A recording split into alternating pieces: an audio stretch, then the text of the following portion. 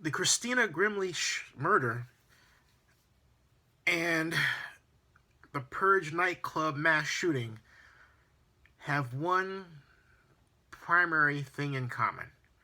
They both occurred in Orlando. Additionally, both were done by men who drove into Orlando from other places. Now, what this tells me, in terms of what we're looking at, is that we've got to stop gun violence. You know, Republicans are a funny lot because the current group, like Marco Rubio, for example, consistently talks about the party of Reagan.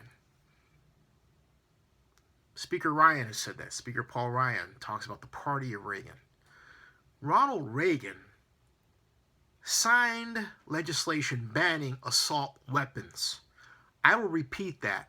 Ronald Reagan, the acknowledged leader of the Republican Party, an acknowledged ideological oracle of the Republican Party, the late President Ronald Reagan, banned assault weapons. Yet, Republicans today refuse to do that.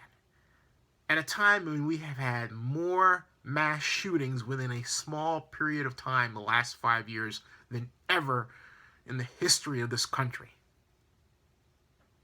Horrible.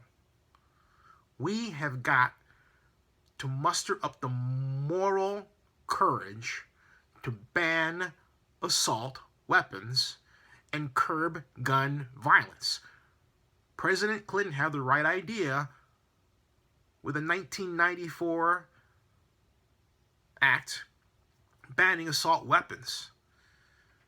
And while some of the penalties that came out of that legislation were viewed by some as too harsh in the black community, and in some cases they were, the penalties were also very necessary. And in Oakland's example, cut by half the homicide rate within a year. Between 1995 and 1996, actually 1995 and 1997. So the bottom line is, we've done it before, we can do it again.